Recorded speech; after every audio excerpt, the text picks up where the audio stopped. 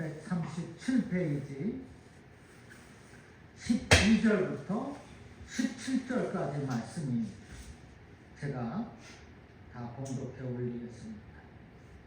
디모데전서 1장 12절 나를 능하게 하신 그리스도 예수 우리 주께 내가 감사함은 나를 충성되이 여겨 내게 직분을 맡기심이니 내가 전에는 비방자요 박해자요 폭행자였으나 도리어 긍휼을 입은 것은 내가 믿지 아니할 때에 알지 못하고 행하였음이라.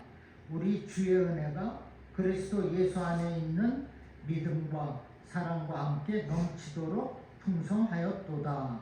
믿보다 모든 사람이 받을 만한 이 말이요 그리스도 예수께서 죄인을 구하시려고 세상에 임하셨다 하였도다. 죄인 중에 내가 괴수니라. 그러나 내가 긍휼을 입은 까닭은 예수 그리스도께서 내게 먼저 일체 오래 참으심을 보이사 후에 주를 믿어 영생 얻는 자들에게 본이 되게 하려 하심이라. 영원하신 왕 곧 썩지 아니하고 보이지 아니하고 홀로 하나이신 하나님께 존귀와 영광이 영원토록 영원무궁하도록 있을지어다. 아멘. 우리가 지난 시간에 노아의 믿음과 아브라함의 믿음 그리고 다니엘의 믿음을 보았습니다. 오늘은 신약에서 바울의 믿음을 보겠습니다. 신약 성경에 대표하는 인물이 바로 바울입니다. 그 바울은 보통 인물, 보통 사람이 아니라 믿음의 인물, 믿음의 사람입니다. 사실 바울을 빼놓고 신약을 논할 수 없습니다. 신약 성경에 반 이상을 바울이 기록했기 때문입니다. 그래서 이 엄청난 기록을 한 하나님의 말씀을 기록을 한 바울, 그 바울의 믿음은 어떠하였는지 본문을 통해서 살피며 주시는 은혜를 받겠습니다. 바울의 믿음은 첫째, 하나님이 주시는 은혜, 그 은혜도 풍성한 은혜라고 했어요. 풍성한 은혜를 누리는 믿음입니다. 풍성한 은혜라고 했어요. 넘치도록 풍성하다. 14절에서 우리 주의 은혜가 그리스도 예수 안에 있는 믿음과 사랑과 함께 넘치도록 풍성하였도다를 했습니다. 바울은 주의 은혜가 풍성하였도다, 넘치었도다. 바울은 모든 것에 넘치도록 하나님의 풍성한 그 은혜를 경험한 것입니다.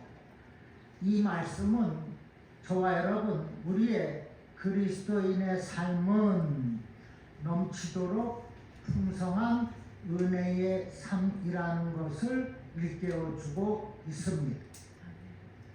주의 은혜가 풍성하다. 그렇습니다. 은혜는 풍성합니다. 풍성한 것입니다. 모자라지 않아요. 고갈되지 않습니다. 한번 받은 그 은혜 마음속에 계속 있습니다.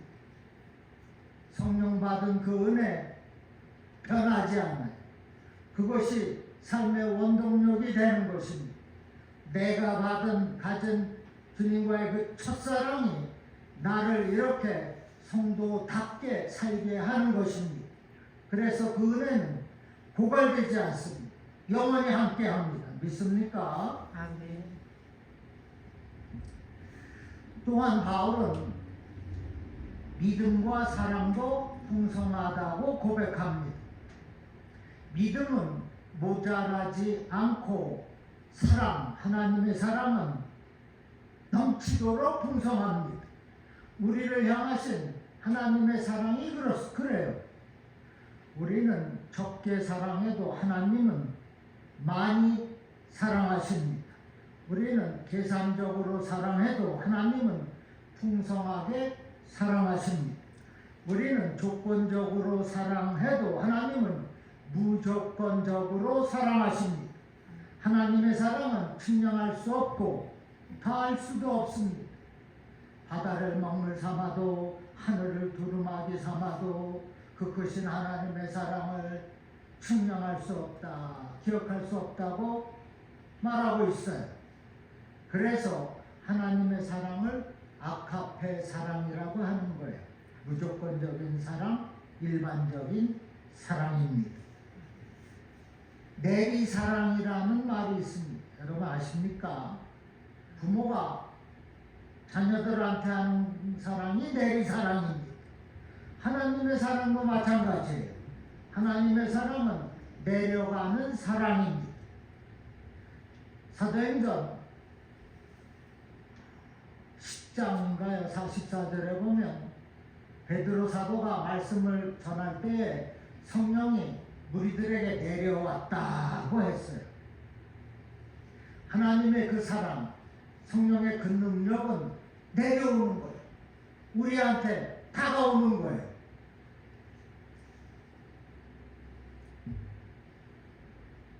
내려가는 그 사랑, 내려오는 그 성령의 능력, 우리가 받고 사는 것입니다. 우리는 하나님 사랑 정말 많이 사랑하실 거예요. 그러나 위에서 내려오는 하나님의 사랑에 비하면 아무것도 아닙니다. 여러분은 나를 향한 그 하나님의 사랑, 넘치도록 풍성하게 주시는 그 사랑 가지고 사시기 바랍니다. 아멘. 또한 하나님은 은혜도 믿음도 풍성하게 넘치도록 부어주시는 것을 믿으시기를 바랍니다. 그것으로 살아가라는 겁니다. 내가 풍성하게 넘치도록 믿음도 부어주고 사랑도 주고 은혜도 줄 것이니 그렇게 살아가라는 거예요. 그렇게 살아가야 되는 것이 우리 성도의 삶이지 않겠습니까? 분명 그렇게 살아가시리라고 믿습니다. 여러분, 하나님의 세계에 부족한 것이 있습니까? 하나도 없어요. 믿음의 영역에 모자라는 것이 있습니까? 없습니다. 하나님께서 주신 저와 여러분의 믿음은 강력한 믿음입니다. 산을 명하여 저 바다로 던지울 만큼 강력한 기적의 믿음입니다. 그것을 풍성하게 믿음도 은혜도 사랑도 풍성하게 넘치도록 주신다는 말씀입니다. 그러므로 믿음은 언제나 넘치고 언제나 넉넉하고 언제나 가득하고 언제나 강력합니다. 조금도 부족함이 없어요. 다윗이 이렇게 고백합니다. 시편 23편 1절에서 3절까지 여호와는 나의 목자시니 내가 부족함이 없으리로다. 그가 나를 푸른 초장에 누이시며 쉴만한 물가로 인도하시는도다. 내 영혼을 소생시키시고 자기 이름을 위하여 의의 길로 인도하시는도다. 아멘. 다윗의 고백입니다. 다윗은 여호와 하나님은 나의 목자라. 목자가 하는 일이 양을 지키는 거 아닙니까? 양을 사자들로부터 보호합니다. 양이 누구예요? 저와 여러분입니다. 목자 되신 주님이 나를 부족함이 없게 하겠다고 다윗은 고백하고 있습니다.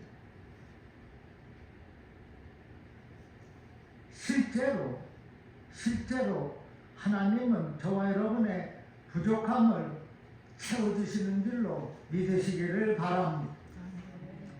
예수님의 오병이어의 기적을 보십시오. 남자만 5,000명이 먹고도 남았어요. 배불리 먹게 하시고 12광주리가 남았다고 했습니다. 예수님이 행하시는 기적은 이처럼 차고도 넘치는 거예요. 강력한 것입니다. 그리고 예수님이 이 땅에 오신 목적을 이렇게 말씀합니다. 요한복음 10장 10절 후반에 보니 내가 온 것은 양으로 생명을 얻게 하고 더 풍성히 얻게 하려 함이라. 예수님이 오신 것은 양으로 저와 여러분에게 생명을 얻게 한다. 더 풍성하게 얻게 한다. 주님이 오신 목적입니다. 주님이 오셔서 나를 생명이 넘치는 풍성한 삶을 살아가게 하신다는 말씀입니다. 그러므로 우리가 그 주님 안에 거할 때에 부족함이 없게 되는 것입니다. 더 풍성히 얻게 하려 하심이라 했어요. 항상 풍성하게 얻게 되는 것입니다.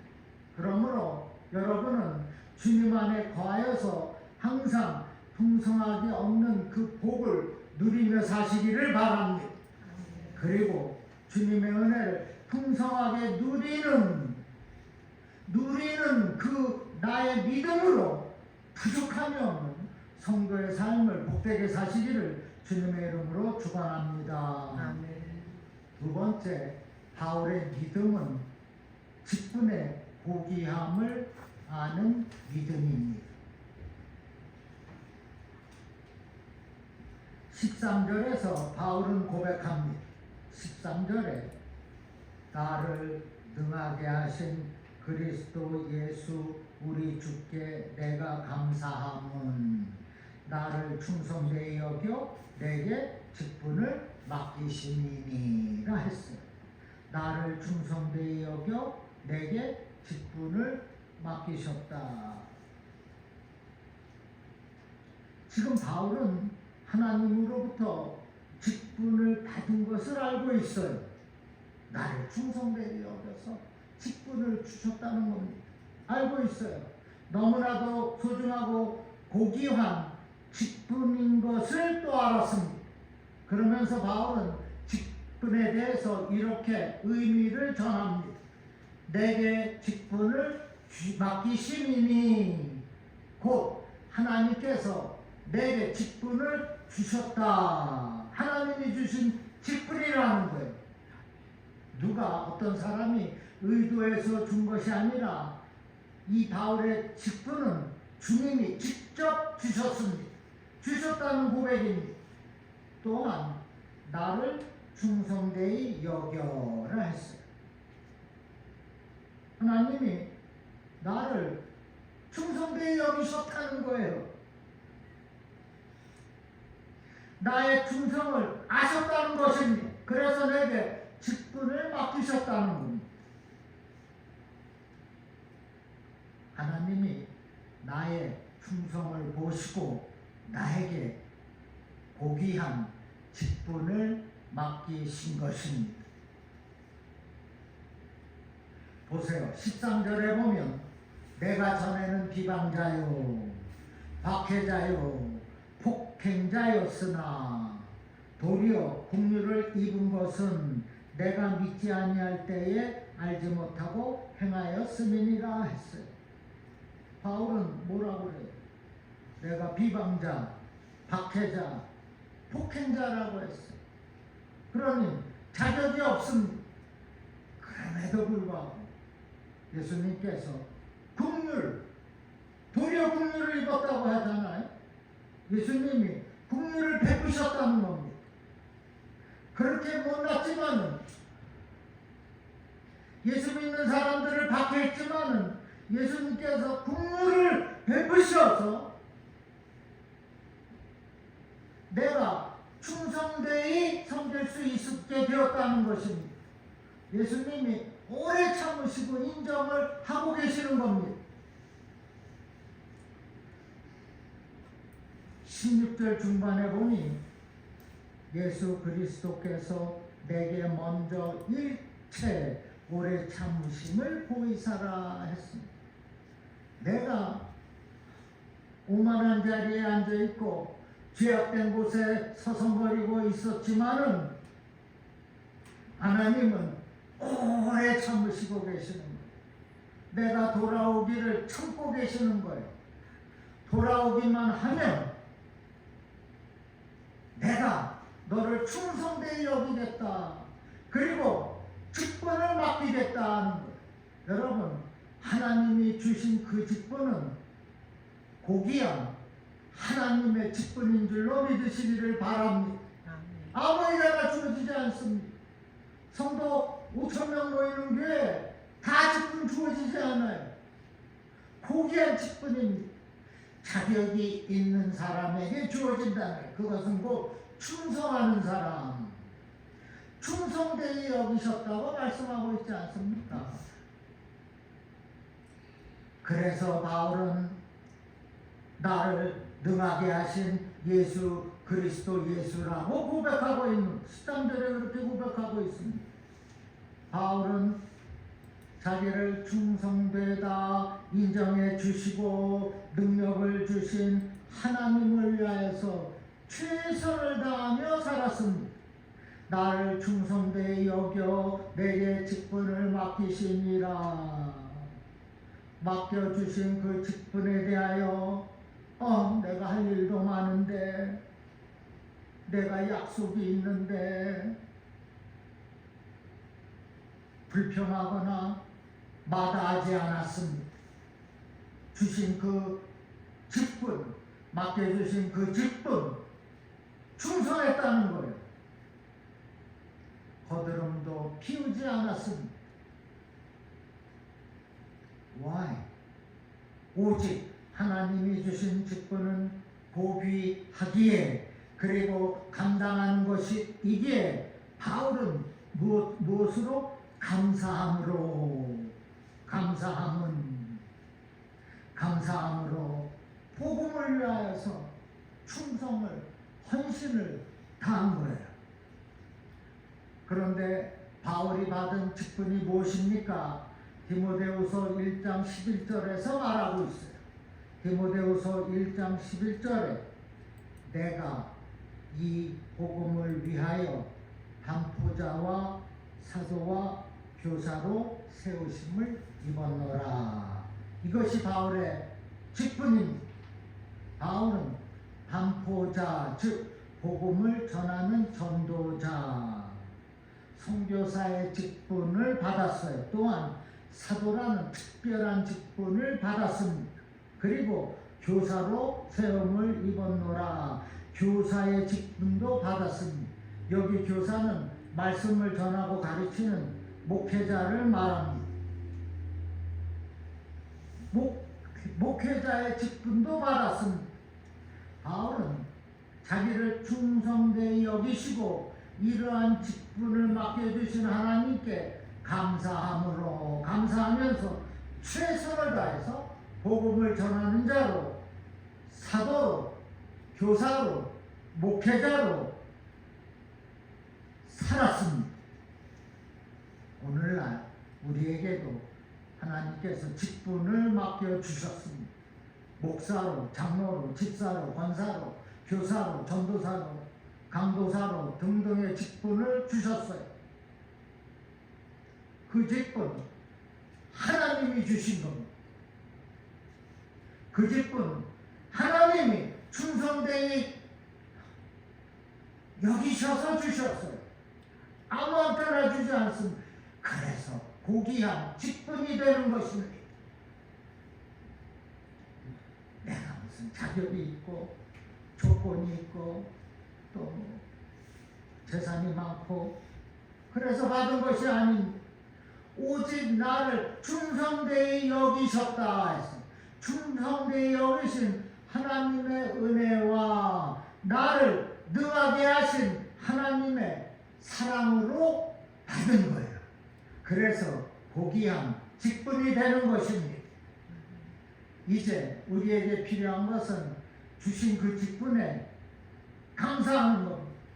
그리고 내가 맡은 그 직분에 바울처럼 충성하는 것입니다. 신실하게 감당하는 거예요. 하나님이 주신 이 고귀한 직분, 어떤 명예와 권위를 쌓으라고 주신 것이 아닙니다. 오직 섬기고 봉사하라, 복음을 전하라고 주신 거예요. 그러므로 우리가 바울처럼, 그리고 앞서간 신앙의 선진들처럼 고귀한 직분을 주신 하나님께 감사하면서 충성을 다짐하며 감당해가는 저와 여러분 되기를 주님의 이름으로 축원합니다. 아멘. 마지막으로 바울의 믿음은 자신을 비교하는 믿음입니다. 바울의 믿음을 보여주는 이 본문에서 가장 돋보이는 것은 그가 자신을 돌아보고 있다는 거예요. 이 디모데서를 기록할 당시에 바울의 생애는 거의 마지막 때에 와 있어요. 바울은 자신이 전에는 회방자요, 핍박자요, 폭행자라고 했어요. 그리고 15절 마지막에서는 죄인 중에 내가 괴수라 했습니다. 그러나 지금은 어떻게 해요? 하나님의 긍휼을 입고 주의 은혜가 넘치도록 풍성하다고 고백하고 있어요. 지금 바울은 지난날의 자신, 폭행자로 살았고 회방자로 살았고 핍박자로 살았고 그 자신을 보면서 지금의 긍휼을 입은 현재 자신을 보고 있는 것입니다. 바울은 지난 삶의 과거와 지금 현재의 삶을 비교하고 있는 겁니다. 이제는, 전에는 개판으로 살았는데, 남을 때리면서 폭행하면서 살았는데, 이제는 하나님의 긍휼하심으로 말미암아 사명을 받고 복음을 전하는 그 직분, 고귀한 직분을 감당하고 있다는 것입니다. 그래서 그 직분이 고귀한 거예요. 하나님의 일을 맡겨주신 그 직분, 내가 감당하고 있기에 고귀하다는 것입니다.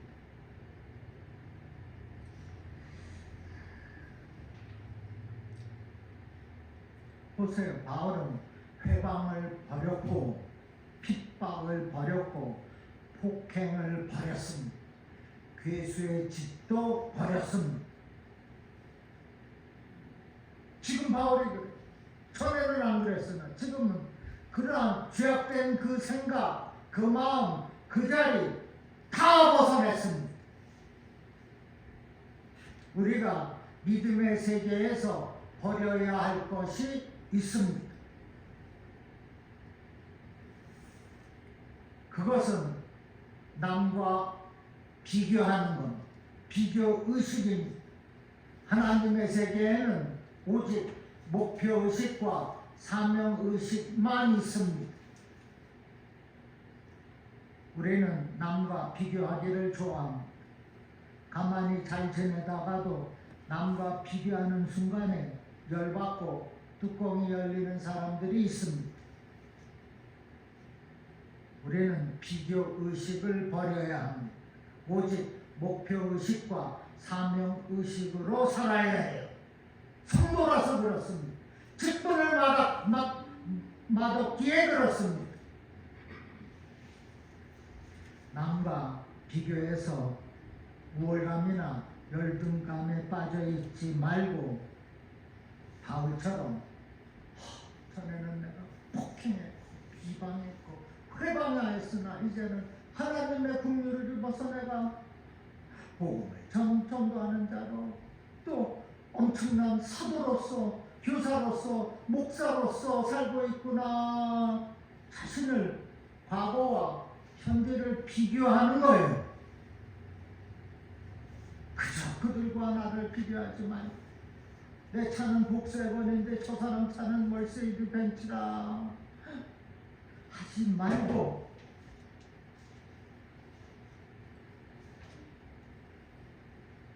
오히려 고칠 것은 고치고 감당해야 될 것은 감당하면서 더 나은 성숙한 성도의 삶을 살아가라는 말씀입니다. 여러분 한번 자신을 비교해 본 적 있습니까? 저는 많이 있어요. 야, 모태신앙이라면서도 성령을 만나지 못하고, 그때 그 오래전 삶을 생각하면 정말 여러분 많이 저를 욕할 것입니다. 그러나 하나님의 은혜로 죄와 허물로 죽을 수밖에 없는 이 못난 놈을 십자가 구속의 은혜로 이렇게 생명을 주시고 거듭나게 하신 그 은혜, 그리고 목사라는 이 고귀한 직분을 주신 것이 얼마나 감사한지 모르겠습니다. 여러분도 분명 그러실 거예요. 우리는 이렇게 자신을, 과거와 현재의 삶을 자신을 비교하면서 더 성숙한 성도가 되어가는 것입니다. 그러한 비교를 하는 거예요.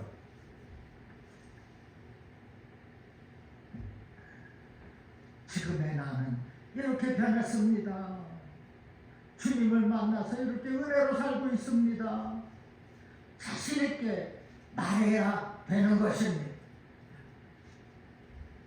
그런데 개인뿐만 아니라 공동체도 마찬가지입니다. 공동체, 즉 교회도 마찬가지예요. 우리 교회가 다른 교회와 비교할 것이 없습니다. 더 큰 교회와 비교해서 주눅들을 이유가 없어요.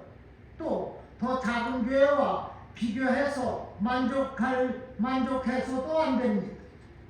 42년 되어가는 우리 교회에 필요한 것은 지난 과거를 깨닫고 현재를 개척해서 미래로 달려가는 것입니다.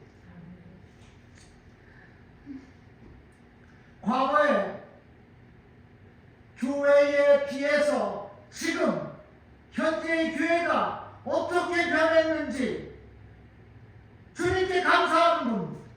그리고 여전히 고쳐야 할 것이 있으면 고쳐가는 거예요. 또한 좋은 것은 잘 유지하는 것입니다.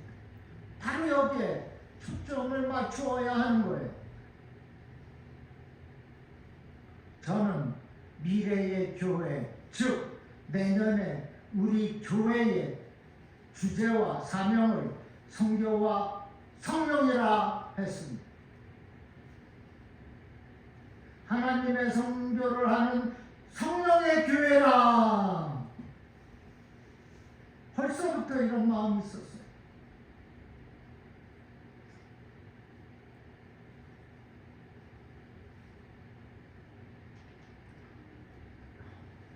주일날에 이런 말씀을 다 있는 성도님들 앞에서 해야 되는데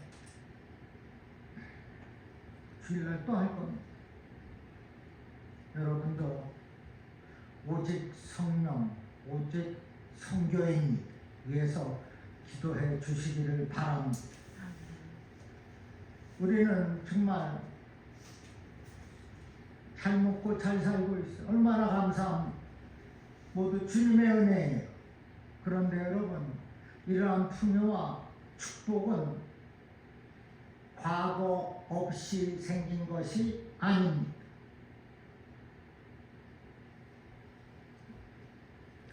과거로 인하여서 지금 발전하여지고 있고 미래를 향하여서 그 발전을 가지고 달려나가는 거예요. 과거는 또 중요한 것입니다.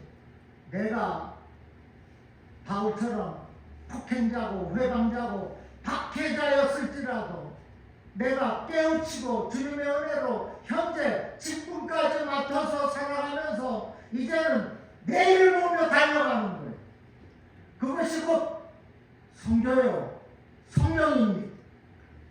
2027년 성교와 성령입니다. 여러분 꿈을 가지시기 바랍니다. 나는 할 수 있다는 믿음을 가지시기를 바랍니다. 그리고 이 중앙교회를 섬기고 있다는 것에 자부심을 갖는 겁니다. 그래서 주님께서 부어주시는 은혜의 그 풍성함을 가지고 감당하는 거예요. 선교하는 것입니다. 성령으로 충만한, 성령을 따라서 행하는 교회가 되는 거예요. 사도 바울은 주님께서 은혜도 풍성하게 넘치도록 주셨고 믿음도 주셨고 사랑도 주셨다고 고백했어요. 우리에게도 주신 것입니다. 아니 그러니까 이렇게 건강하게 이 자리에 있는 거 아닙니까? 그동안 40, 50년, 70년 동안 얼마나 나의 건강을 지켜주시고 나의 아픈 것을 고쳐주셨어요. 그 은혜가 얼마나 그 과거에 받은 은혜가 얼마나 많습니까? 지금 현재 보여지고 있지 않습니까? 그렇게 치유해 주시고 변화시켜 주시고 은혜를 주셨기 때문에 지금 이렇게 멀쩡하게 주님 앞에 서 있는 겁니다. 이제는 그 풍성한 은혜를 가지고 과거의 잘못은 다 잊고 현재를 개척하면서 미래로 달려가는 우리 중앙교회가 그럴 것입니다. 목사로서 저는 그렇게 하기를 바라고 또 기도하고 있어요. 여러분도 저를 목사로 생각한다면, 여러분의 목회자로 여기신다면 그렇게 하시기 바랍니다. 그것이 맞는 거예요. 우리가 다음 주일에는 추수감사절 예배로 하나님께 드립니다. 하나님은 감사하는 자를 영화롭게 하신다고 했어요. 감사는 헬라어 설명을, 감사라는 헬라의 뜻을 보면 좋은 은혜라는 뜻이 포함되어 있어요. 좋다와 은혜가 합한 단어가 감사입니다. 원어가 여기 쭉 있지만은 우리가 감사할 것이 얼마나 많습니다. 받은 그 좋은 은혜가 얼마나 많습니다. 감사는 좋은 은혜. 그리고 또 얼마나 많이 치유받았습니다. 영육간에 주신 그 은혜 헤아릴 수가 없어요. 다윗은 시편 116편 12절에서 여호와께서 내게 주신 모든 은혜를 무엇으로 보답할까? 내게 주신 그 모든 은혜를 어떻게 감사할 수 있을까? 기도를 한 것입니다. 그러니 다윗은 하나님으로부터 큰 은혜와 축복을 받았어요. 지금 다윗의 이름은 500년이 되어와도 다윗의 이름은 그대로 존재할 것입니다.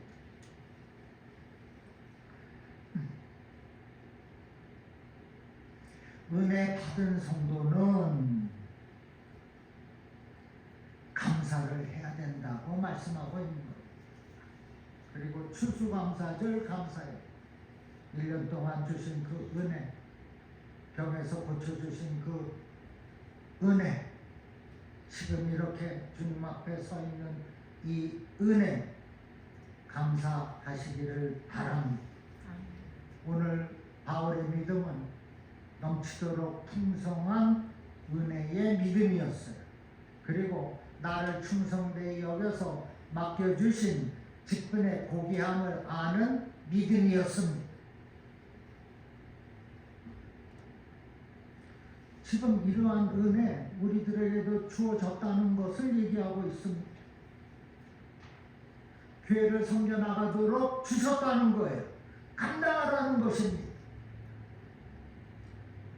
또 바울처럼 전에는 이랬는데 지금은 이렇다. 비교 한 번쯤은 하면서 더 나은 성숙한 삶을 사는 것입니다. 마지막으로 이제는 꿈과 미래를 향해서 달려가는 거예요.